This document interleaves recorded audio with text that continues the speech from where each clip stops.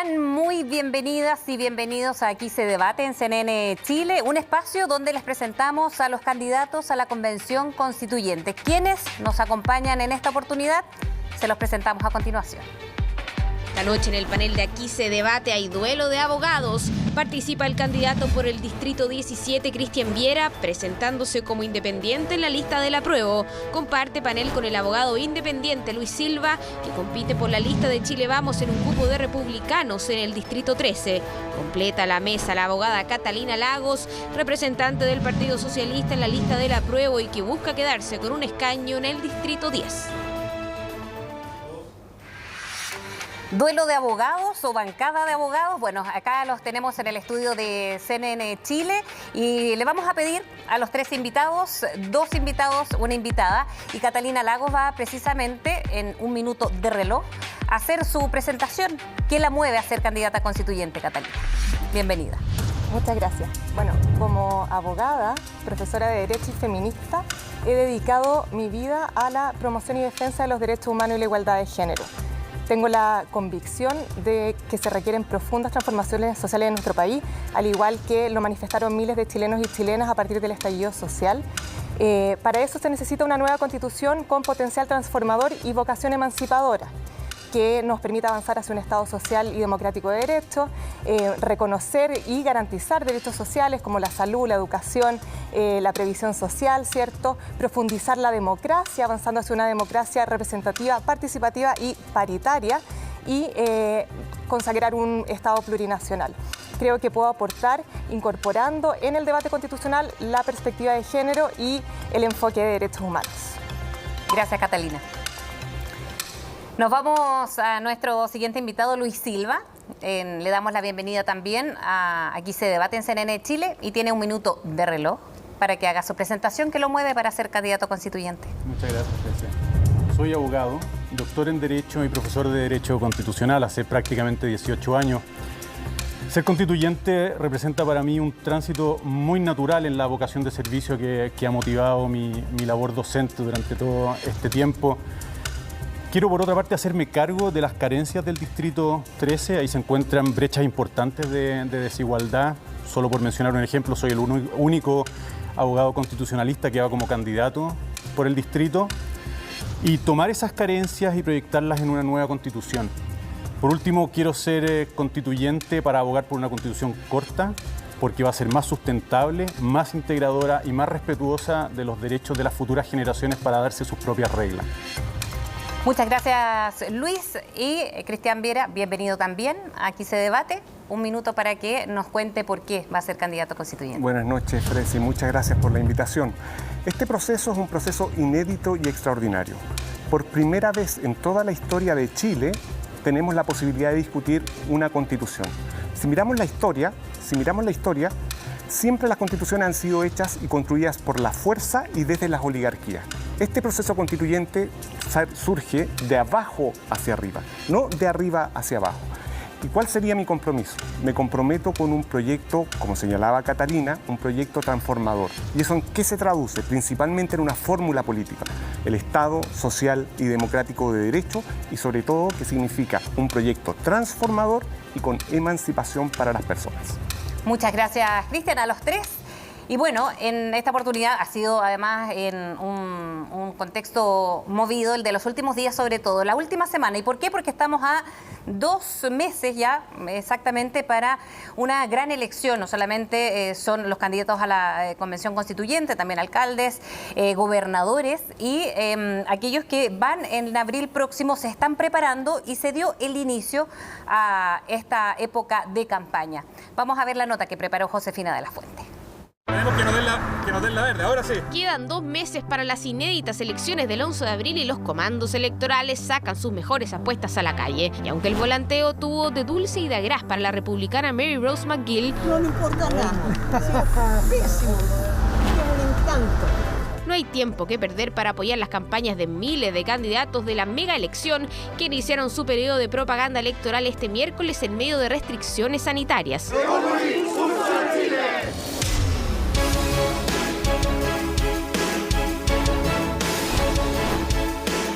Vuelven los brigadistas, slogans, volanteos, jingles, promesas y banderas que se suman a nuevas formas de marketing.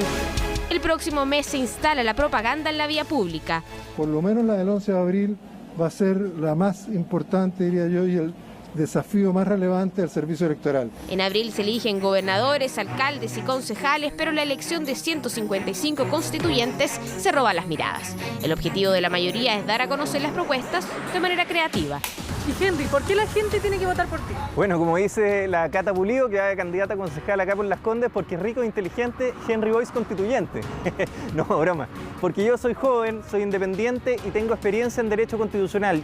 El abogado Fernando Atria repartió volantes. Su competencia en el Distrito 10, Patricio Zapata, se reunió con voluntarios y vecinos. Con mochila y de vuelta a la calle, el exministro Blume le entregó volantes. Y en esta lista del apruebo, el Distrito 11 apostaron por el puerta a puerta junto al candidato alcalde a Vitacura. Esta fue la zona en la que ganó el rechazo, tratando de comunicarnos y conversar con todos los miembros de esta comuna para ver si podemos darle un giro a ese pequeño momento de vergüenza.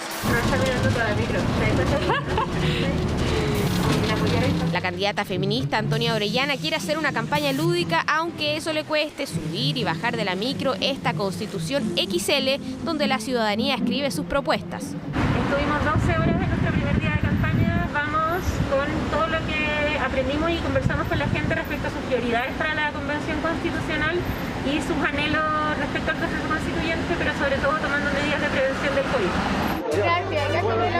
En la oposición y en Chile Vamos saben que una foto con una figura conocida podría ser de ayuda con el infaltable registro para las redes sociales. Mi mayor fortaleza es mi espontaneidad, mi cercanía a la gente, mi patrimonio es la herencia más grande que tengo, es ser hija de Eli de Caso, que es la reina del servicio acá en Chile. Distintas estrategias en la última recta para una de las elecciones más grandes de la historia. No debe ser fácil, se lo vamos a preguntar a ustedes cómo ha sido este inicio de campaña. Catalina, bueno, primero vamos a ir por orden alfabético, como de costumbre. Si quieren o no están de acuerdo con alguno de los otros integrantes del panel, pueden respetuosamente interrumpir y ahí vamos distribuyendo una conversación amena en lo posible. Catalina, ¿cómo ha ido la campaña? Uy, la verdad es que yo estoy desplegándome en el territorio y teniendo debates y conversaciones constitucionales con la ciudadanía hace mucho tiempo atrás. Ya en noviembre del 2019 empecé a participar en una serie de conversatorios, principalmente sobre constitución y mujeres y perspectiva de género, pero también otros temas. Entonces, no he parado desde ahí y todas las semanas he tenido 1, 2, 3, 5 actividades, entonces ha sido tremendamente intenso. Ahora, afortunadamente, podemos empezar a pedir el voto. Sí. Pero... O sea, ya está contemplado ahora desde que se inició la campaña, como nos decía Josefina de la Fuente en su nota. ¿Cómo ha sido el tema de las redes sociales? Porque ese es un tema, además, en época de campaña, una campaña histórica además, en Luis, profesor Luis también, como se ha hecho llamar en su Instagram. Sí, ha sido bien interesante, un descubrimiento para mí. Yo no era muy afín a las redes sociales antes de esta campaña, pero no se puede desconocer que es de alguna manera el puerta a puerta moderno. Evidentemente que estamos recorriendo también las comunas porque hay mucha gente que no usa las redes sociales. Y en época de pandemia además. Sí, por suerte podemos hacerlo durante la semana y la gente está llana a recibirte siempre que no se junte mucha gente. Pero ha sido una experiencia muy, muy entretenida. Y de alguna manera se ha replicado lo que ocurre en la sala de clase, llevar la Constitución a los alumnos, en este caso llevar la Constitución a la gente. Con y la aprender... pizarrita con ese... Sí, tenemos una pizarra ruedita. con ruedas, estamos recorriendo las comunas efectivamente. Cristian Viera, ¿cómo ha sido este proceso de campaña? Porque es lindo, me imagino, los primeros días. Vamos a ver qué piensan después ya a 2 meses de A mí me terminar. pasa algo parecido a lo que señalaba Catalina, ¿no? Desde noviembre del año 2019 a mí me ha tocado salir al territorio principalmente a traducir esto que se instala, que es una suerte de intuición constitucional. Entonces he tenido mucha actividad sin saber que iba a ser candidato constituyente. Cuando esto termina materializándose es bien curioso porque es otra lógica, es otro registro, otro lenguaje el de las campañas electorales. Y en ese sentido yo a veces me tengo que acomodar porque lo mío y lo natural es el aula, la investigación. Este es un proceso diferente. ¿Qué es lo que esperaría? Que escuchar. Eso ha sido muy relevante. ¿Tiene cápsulas de preguntas y respuestas con personas, con estudiantes, con profesores, también a través de las redes sociales? Pero todo es bien intuitivo, ¿no? He estado realizando unas capsulitas muy pequeñas de contenido constitucional y también de preguntas que surgen del distrito, porque aquí lo importante es escuchar, porque yo me he dedicado a esto por años, pero no tengo todas las respuestas. Sobre todo aquí hay que escuchar a la gente. Y en el distrito por el cual yo voy, por ejemplo, se ha instalado muy fuerte el agua. La bancada de los abogados, como les decía yo al inicio, Catalina, ¿cómo o qué habría que cambiar definitivamente de la Constitución actual? Bueno, lo primero, lo decía Cristian también, tenemos que transitar desde este Estado subsidiario a un Estado social y democrático de derecho. Eso es lo primero y va a tener una serie de consecuencias relevantes en distintos ámbitos como la forma en que vamos a reconocer y garantizar los derechos sociales. Entonces, ahí hay un vínculo importante. Yo creo que es tremendamente relevante en nuestra Constitución política que avancemos en la redistribución del poder político. Tenemos que eliminar estos sesgos autoritarios que hay. Un ejemplo de eso es el sistema hiperpresidencialista, transitar hacia otro régimen político que equilibre de mejor manera los poderes del Estado, ¿cierto? Y por cierto, hay que incorporar la perspectiva de género en la Constitución, establecer un componente de democracia paritaria. Vamos a entrar a eso ya cuando hablemos además de cómo se está componiendo esta convención o cómo pretende, ¿no? A propósito de lo paritario. Luis no está de acuerdo, me imagino yo, con este Estado subsidiario, o por lo menos que se mantenga ¿no? Ahí hay un punto de diferencia. De diferencia, sí, sin duda con Catalina, estoy seguro que con Cristian también, sí. Por supuesto. Yo estoy lejos de proponer que sea reemplace el Estado subsidiario. De hecho, creo que es imposible, porque creo que la única opción al Estado subsidiario es el Estado totalitario. No. En el fondo, el Estado subsidiario es la fórmula en que se articula el Estado y los particulares. Da lo mismo el margen que tú le dejas a los particulares. Eso es una discusión que estoy seguro que podríamos tener. La frontera la fijamos en un lugar distinto, pero estoy seguro que ni Catalina ni Cristian están proponiendo un Estado que absorbe por completo la esfera de despliegue de los particulares. Por lo tanto, si están dispuestos a aceptar que hay un margen al particular para desplegar su libertad, entonces son subsidiarios. Y en donde vamos a estar en desacuerdo es dónde fijamos la línea en que el Estado debe abstenerse de actuar y donde el Estado debe intervenir. Por tanto, yo soy no de la idea de reemplazar la subsidiariedad por el Estado social democrático de derecho, sino de complementar la subsidiariedad con una mención explícita al principio de solidaridad. Cristian. Yo creo que aquí no estamos en total desacuerdo con Luis Alejandro, pero aquí primero quisiera hacer un matiz. La oposición no es entre Estado o particulares. Que esa es como la caricatura. La caricatura es que, si no hay Estado subsidiario, hay un Estado totalitario. No, hay fórmulas intermedias. El problema está con la subsidiariedad, es que la subsidiariedad se ha interpretado no como un principio político, sino que como un principio económico. ¿En qué se traduce aquello? Se traduce en que el Estado no interviene donde los particulares quieren y pueden. Eso en la práctica ha significado que el Estado ha desaparecido de esferas importantes de nuestra vida, a saber, los derechos sociales. Los derechos sociales no es el Estado, no es en los particulares, sino que es el mercado. El mercado. Entonces, ¿cómo administramos los derechos sociales? Es con criterios mercantiles. Por cierto, ¿yo qué es lo que defendería? Que el principio de subsidiariedad desaparezca. Esto no significa, en todo caso, que los particulares no pueden colaborar, por cierto, pero para eso estarán los derechos fundamentales. El derecho de asociación, la libertad de expresión, la libertad de enseñanza. Es una caricatura decir que la oposición es con un Estado totalitario. Pero, ¿cómo llamas tú al principio según el cual debe abstenerse de invadir espacios donde las personas pueden desplegar su una fórmula en múltiples lugares del mundo y es un Estado social y democrático? Bueno, entonces es un problema de nombre solamente. No es un problema, de nombre. Yo estoy de acuerdo con porque además Cristian simplifica el significado del principio de subsidiariedad. En primer lugar, él mismo dijo que el principio se ha interpretado de tal y cual manera, lo cual establece ya una diferencia entre lo que el principio es y cómo el principio se interpreta. Por lo tanto, podríamos decir, dejemos intacto el principio de subsidiariedad en la Constitución y comencemos a interpretarlo de una manera distinta. Y segundo, Cristian, estoy seguro que lo enseña así, el principio de subsidiariedad tiene dos dimensiones. La primera es que el Estado debe abstenerse allí donde el particular puede hacer las cosas. Segundo, el Estado debe actuar allí donde la persona no puede hacerlo. Ahora, Catalina, solo doy la palabra, pero cuando se habla de uno u otro, es como decir blanco y negro. Me imagino que muchos de estos temas que van a ser polémicas en una redacción de Constitución se van arreglando o escribiendo o redactando en el camino. Catalina. Sí, yo creo que lo relevante es dejar en claro que cuando planteamos esta necesidad de transitar a un Estado social y democrático de derecho, lo que queremos es un Estado que tenga mayor fuerza, mayores herramientas para asegurar los mínimos de dignidad que está demandando la gente con fuerza desde el estallido social, evidentemente, pero desde antes. Y eso implica, ¿cierto?, un Estado que pueda tener herramientas para eliminar los obstáculos que enfrentan muchas personas en nuestro país para poder disfrutar y gozar de sus derechos básicos.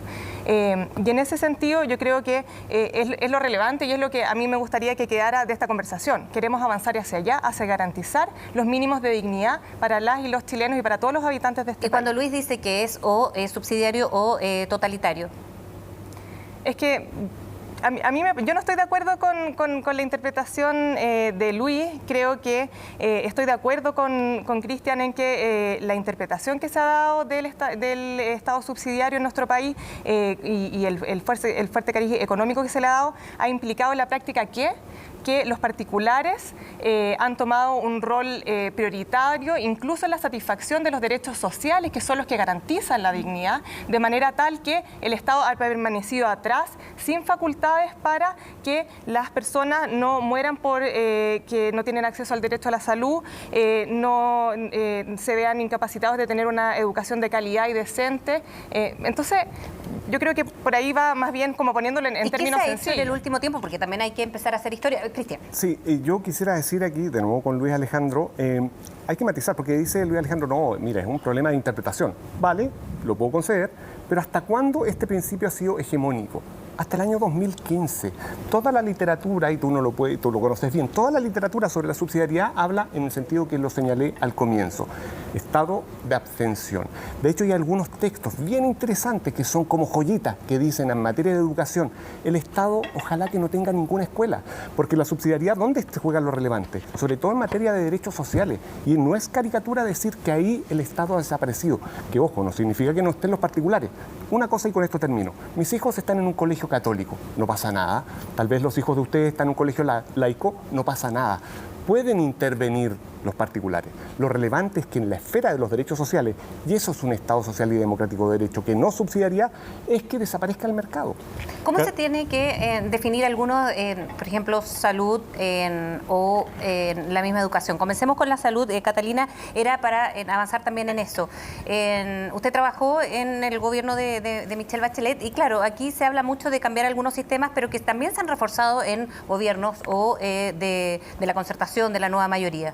¿Cómo se hace ahora para ir cambiando algo que también se ha firmado en las últimas décadas?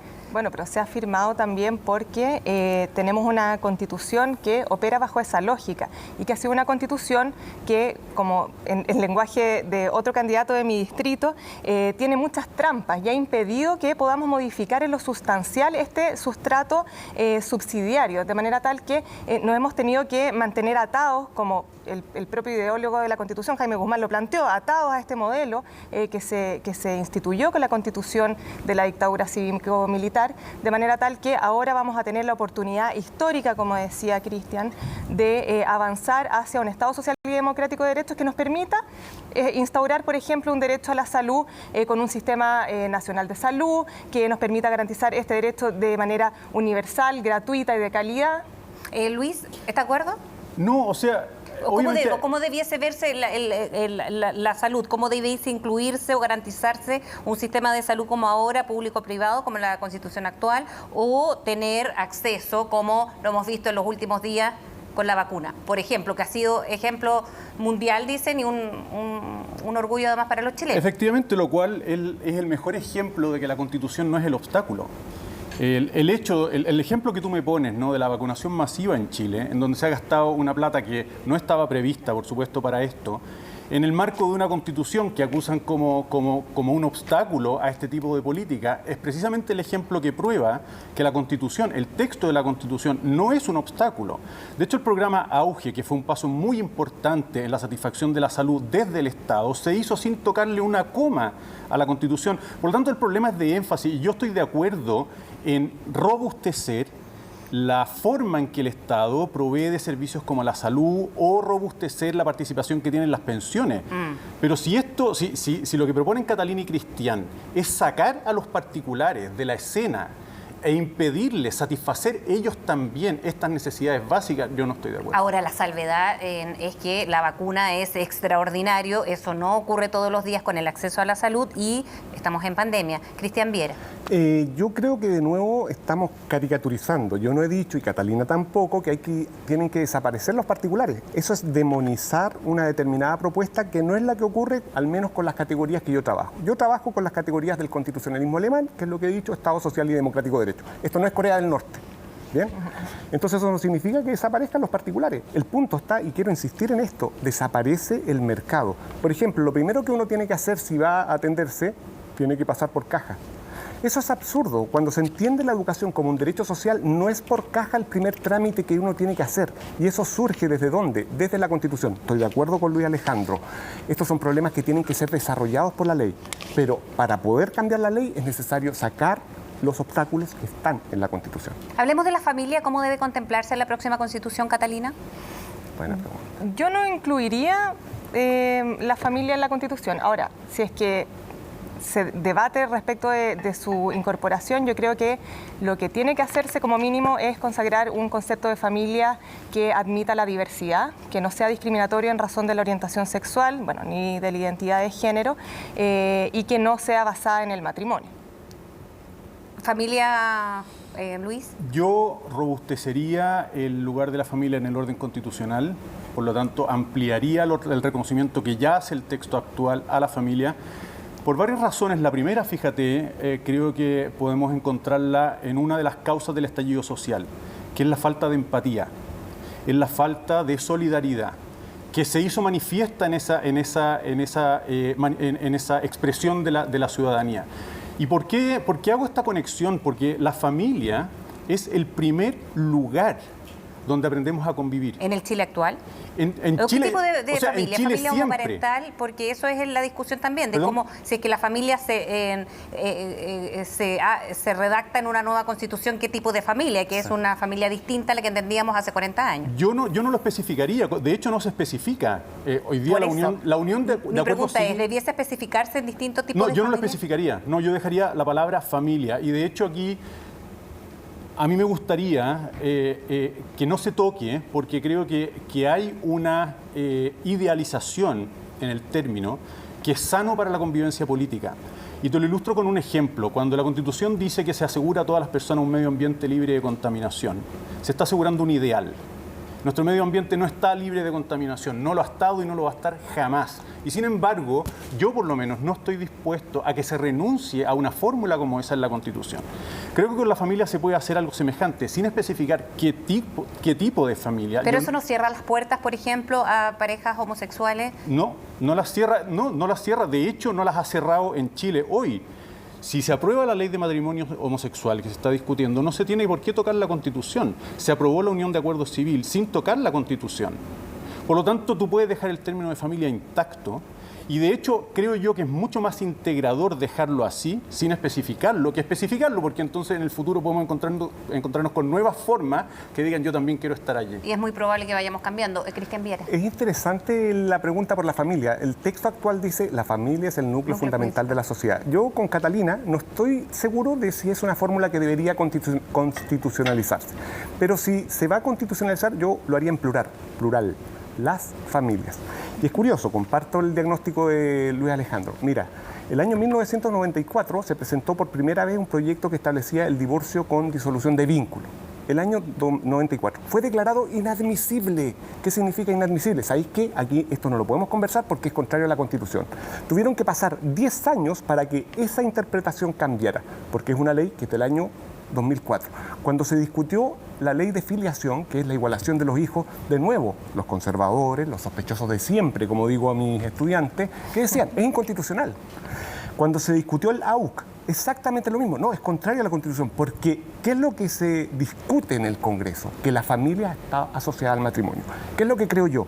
Que la familia es una comunidad de afectos y de referencia. Por lo tanto, ¿qué fórmula prefiero si se va a constitucionalizar? Las familias. Gracias, Cristian Viera. Sigamos hablando de temas que a veces son sensibles, me imagino yo también para la redacción de una próxima Constitución, respecto al derecho a la vida, Catalina Lagos, desde el nacimiento hasta la muerte. O sea, el derecho a la vida lo tienen las personas y las personas inician con el nacimiento. Entonces, ¿aborto? Yo soy una férrea defensora del aborto legal. No tengo claro que sea algo que tenga que ir a nivel constitucional. Sí me gustaría que el piso mínimo en el que avancemos es en la consagración de los derechos sexuales y reproductivos de las personas, que son relevantísimos para las mujeres, pero también para los colectivos LGTBI+. Y los derechos reproductivos y los derechos sexuales incorporan numerosísimos componentes, entre ellos el derecho a decidir. ¿Eutanasia? Es la misma respuesta. Yo estoy también a favor de legislar sobre la eutanasia. No sé si es algo que tenga que estar en la Constitución, pero sí sentar las bases para que se nos garantice el derecho a la autonomía, ¿cierto? A poder diseñar nuestro propio plan de vida y moldearlo de acuerdo a nuestras convicciones personales y valores religiosos personales, que cada uno lo puede hacer sin que nos impongamos unos a otros ciertas visiones sobre la vida. Los mismos tópicos, Cristian Viera. Es interesante, pero yo también comparto con Catalina que estas son discusiones que tienen que ser legislativas, es decir, por la ley. Pero la Constitución no tiene que ser un obstáculo para que esto se discuta. Por ejemplo, es bien interesante lo que ocurre por primera vez cuando se despenaliza el aborto en Estados Unidos, la sentencia Roe v. Wade.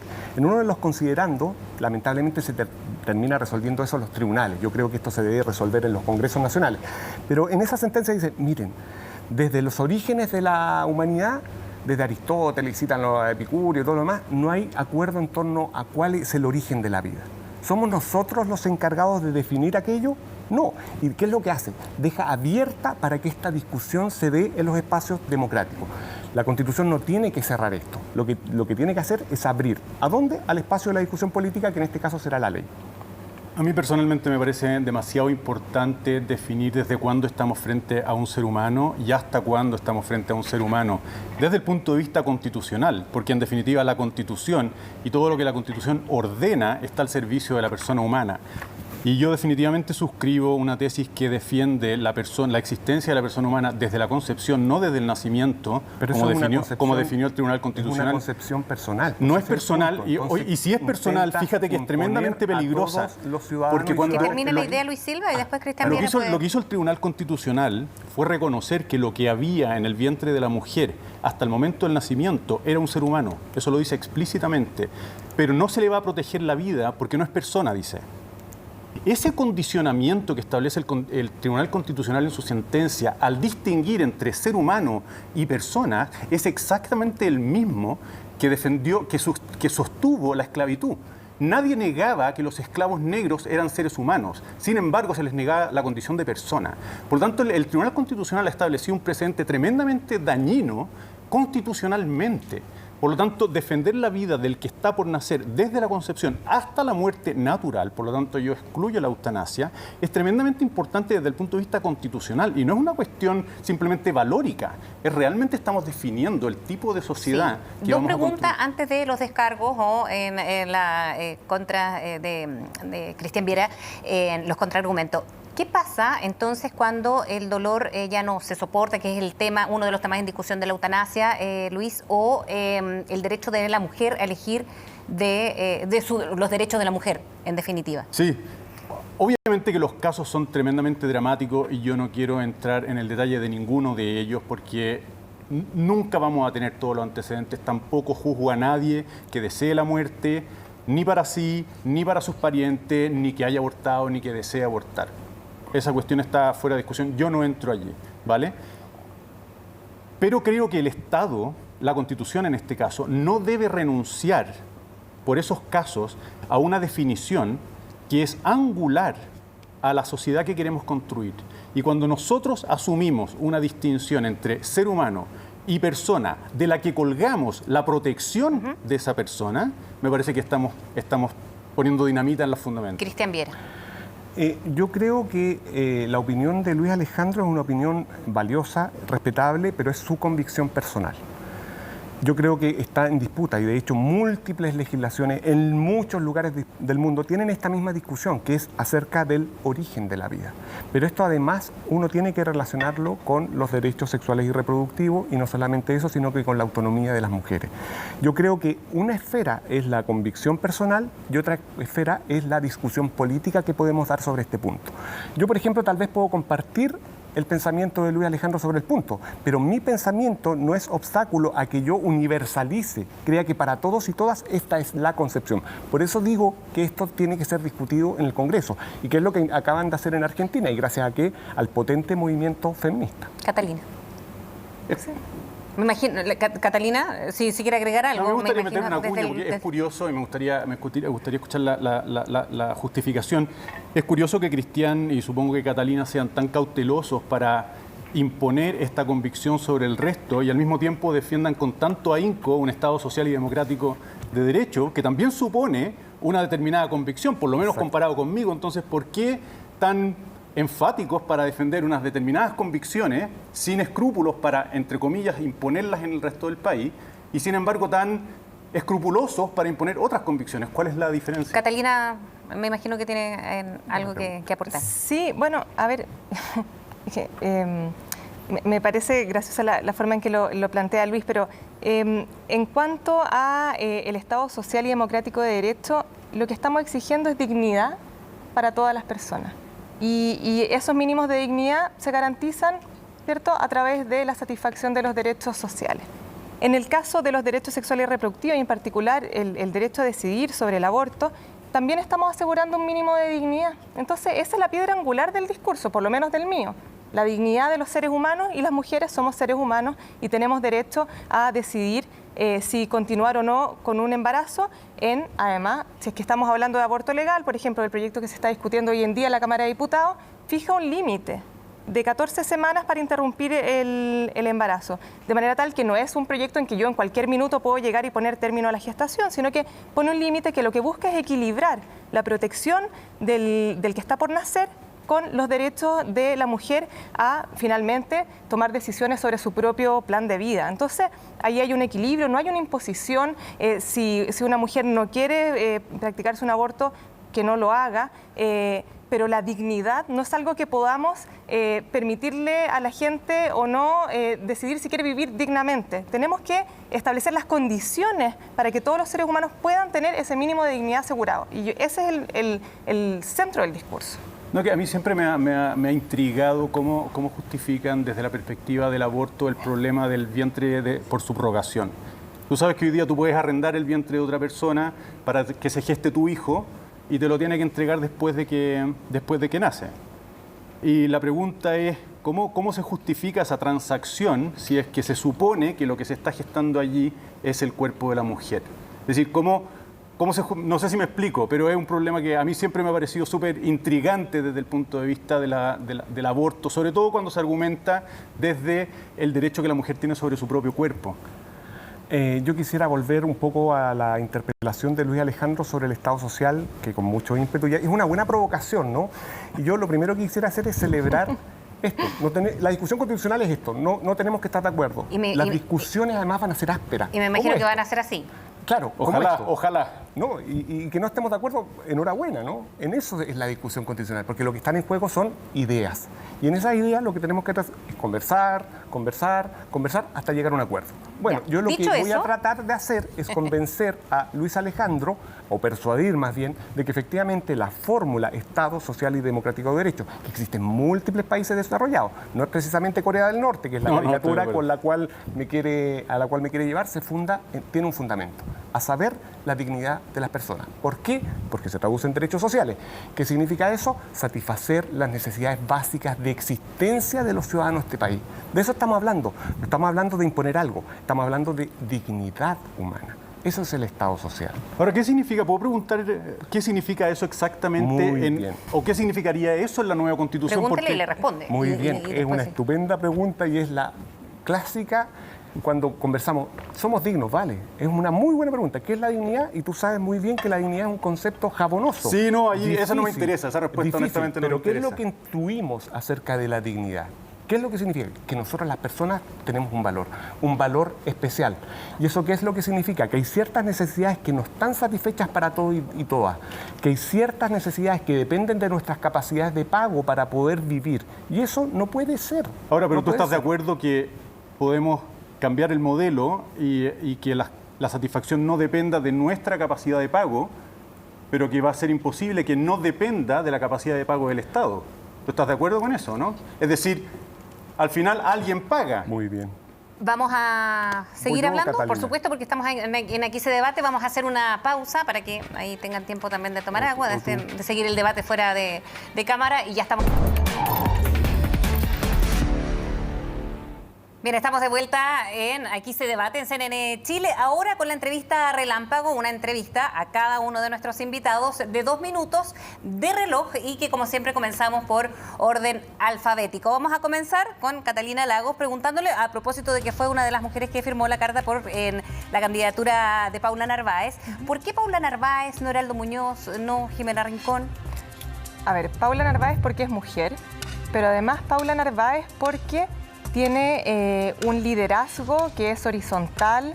Ella es tremendamente abierta a conversar con la gente, a escuchar, genera unidad en mi partido y además mucha simpatía en otros partidos políticos. ¿Qué tiene o a qué se asemeja con Michelle Bachelet? Yo creo que se asemeja justamente en ese énfasis en lo participativo, en lo horizontal, en fomentar la deliberación ciudadana y democrática. Paula, sin duda, Paula presidenta. ¿Y en qué se diferencia de Michelle Bachelet, Paula Narváez? En el momento histórico, este es otro Chile y Paula está haciendo una propuesta de cara a este nuevo Chile. Si hubiese un candidato de unidad, un candidato distinto del Partido Comunista, por ejemplo, en un caso hipotético, haciendo política de ficción, ¿votaría por un candidato comunista? Yo no tengo problema con votar con un candidato por un candidato comunista, pero siempre voy a preferir apoyar a alguien del Partido Socialista y sobre todo si es mujer y si es Paula, además. ¿Y política de ficción, Jimena Rincón o Daniel Jadwe? Uy, qué difícil, me va a hacer transparentar mi voto, pues el voto es secreto. Pero yo me inclinaría por y ficción. Votar por una mujer. Decía usted, Catalina, hace unos días, mucha gente se pone a tiritar cuando escuchan que se pide una constitución feminista. ¿Quiénes tiritan? ¿Quiénes tiritan? Los que no entienden que el feminismo es una teoría crítica y un movimiento emancipador, que lo que busca es la igualdad entre todas las personas. Entonces no es aquí la esclavitud de los hombres y la subordinación de los hombres, sino que al contrario, que todos los seres humanos, hombres y mujeres, seamos iguales en dignidad y derecho. ¿Cómo se hace una constitución feminista? En una palabra. Desconcentrando el poder. Gracias, Catalina. Luis Silva, o el profe Silva. ¿Qué lo une ideológicamente a José Antonio Kast, que es el líder del Partido Republicano, y usted como independiente va en ese cupo? Mira, en primer lugar, una cuestión de estilo. Me gusta la franqueza de José Antonio, me gusta la valentía de José Antonio. Y eso, independiente de la forma en que exprese su idea o cómo se perciba la expresión de sus ideas, creo que hace muy bien en la política nacional y mucha gente se lo reconoce. Y después, más en el fondo, en primer lugar, la defensa de la vida y de la familia. ¿Y qué pasa con la vida de los migrantes cuando propone zanja? Lo de la zanja entiendo yo que es una simplificación periodística, pero en todo caso yo recojo el espíritu que está detrás de la imagen, que es un cuidado muy grande de las fronteras de Chile, no solo pensando en el bien de los chilenos, sino también pensando en el bien de los migrantes que vienen a Chile a buscar un mejor destino. ¿Usted está por vacunar a los migrantes? Sí, yo los vacunaría. ¿Y qué pasa con los últimos dichos del gobierno? ¿Le parecen que pueden ser señales erróneas, aunque un día se diga que sí y luego que no, o que se confunda en ese mensaje? Sí, yo entiendo que para el gobierno la situación es difícil, porque por una parte tiene la demanda de su público interno, y especialmente los chilenos, y por otra el reclamo de la humanidad de los migrantes que también necesitan. Y por otra parte está el bien de los chilenos, que reclama que los migrantes se vacunen porque pueden estar contagiados. Así que entiendo las vacilaciones del gobierno, pero estoy convencido de que va a terminar inclinándose por vacunar a los migrantes también. ¿Cómo garantizaría usted la participación ciudadana? Se lo pregunto por su pizarra y sus clases que da ahora a la comunidad. ¿Cómo ha sido esa experiencia en los primeros días de campaña? Súper interesante. interesante escuchar a la gente en la calle, las ideas que tiene la Constitución, lo que esperaría de que fuera la Constitución. Y en particular, pensando en la nueva Constitución, yo estaría muy abierto a discutir nuevas hipótesis de plebiscitos constitucionales y definitivamente trataría de darle más poder a las municipalidades, como una manera de descentralizar el poder, pero a nivel muy local. ¿Matrimonio igualitario en la nueva Constitución? Yo no lo llamaría matrimonio, no me cierro a que se legisle sobre ello, pero yo no lo llamaría matrimonio. Gracias. Gracias, Luis Silva. Yo miraba ahí, pero no había terminado en el tiempo, solo eran avisos. Y ahora nos vamos con también el profesor, porque casi todos aquí son profesores, Cristian Bielma. Viera. Buscar donde Viera, que tengo acá las preguntas preparadas. Comenzamos de inmediato a propósito de descentralización y concentración. ¿Hace clases en Valparaíso? Sí. ¿Va por Curicó y Talca? Voy por Curicó ¿Dónde y está Talca. viviendo ahora? Es una buena pregunta. ¿Dónde estoy viviendo ahora? En Curicó, en la casa de mi madre. ¿Cómo desconcentrar el poder desde esta vista, de esta visión de profesor en una parte, en candidato por otro y curicano de nacimiento? Yo soy curicano de nacimiento, toda mi formación fue en Curicó principalmente. Y aquí la pregunta es, ¿cómo descentralizar el poder? Esa es la pregunta clave. Podemos tener los mejores diseños normativos, pero si no hay recursos para la descentralización, terminan siendo letra muerta. Comparto el diagnóstico de Luis en el sentido que el poder local es el poder que garantiza el ejercicio de la ciudadanía por parte de los habitantes de un determinado territorio. Si las elecciones fueran el domingo, Cristian, ¿cuál sería su candidato? Si las elecciones fueran el domingo, ¿cuál sería mi candidato? Yo, la verdad, el candidato presidencial. Sí, claro. Un candidato que tenga un programa transformador. Y por supuesto, eso yo lo identifico con cualquiera de los candidatos de la oposición. ¿Cuál? Puede ser Daniel Jadwe, puede ser Jimena Rincón, puede ser Heraldo Muñoz, puede ser Gabriel Boric. Así de transversal. O sea, porque lo que se debaten son ideas. Eso es lo relevante. Las ideas que se defienden. Perdón, Paula Narváez también. Lo importante es el programa. ¿Se debe derogar en la ley de control de identidad a propósito de lo que pasó en Panguipulli? Yo creo que toda la evidencia cuando se aprobó esa ley indicaba que era una mala política pública. ¿Y por qué cree usted que se aprobó? Porque hubo una discusión. Porque hay una escuela muy interesante que ha colonizado la discusión en los medios de comunicación que se llama el populismo penal. No ha resuelto el problema de la seguridad ciudadana y lo que ha generado es discriminación en base a razones de clase. Por lo tanto, es una mala ley. ¿Qué efecto práctico tiene el control de identidad? El control de identidad, desde la perspectiva del control del delito, ningún efecto práctico. ¿Está por el tercer retiro del 10%? Creo que es una mala política pública el retiro de las AFP. No estoy de acuerdo. Hay segundos que pueden terminar la idea. Muchísimas gracias, porque hay un tema pendiente, una pregunta que quería responder Cristian, que había, según él, emplazado Luis Silva. Así que ahora tiene el tiempo para responder. Nos quedan unos 5 minutos de debate. Sí, espero ser breve. Fue una pregunta para recordar que, bueno, está bien, bonito, todo, pero ¿cómo lo financiamos? Es la vieja pregunta sobre el financiamiento de los derechos sociales. Esa pregunta tiene una respuesta y la primera respuesta que uno tiene que hacer es que los derechos fundamentales en general son opciones políticas. Cuando nosotros pensamos en los derechos civiles y políticos, derecho de propiedad, libre iniciativa económica, pensamos, no, estos son derechos baratos que son pasivos para el Estado, que el Estado le cuesta cero. No. Tener un Estado de Derecho en forma al Estado le sale carísimo. ¿Cómo se financian? Con recursos del fisco, para financiar derechos sociales, que es lo que se reclama entonces, una nueva política tributaria. Y esa nueva política tributaria tiene que ser sobre todo progresiva, no regresiva como es el actual sistema tributario. Por lo tanto, tiene que venir acompañada de una reforma tributaria consistente. ¿Algo más que agregar? Solo para pasar a otro tema, porque podemos avanzar en otros temas. Bien, vamos a propósito del sistema de gobierno, vamos a comenzar con Catalina Lagos. ¿Qué sistema de gobierno debiese garantizar la próxima Constitución o seguir con el que tenemos actualmente? Yo creo que tenemos que avanzar hacia un sistema semipresidencial. ¿Por qué?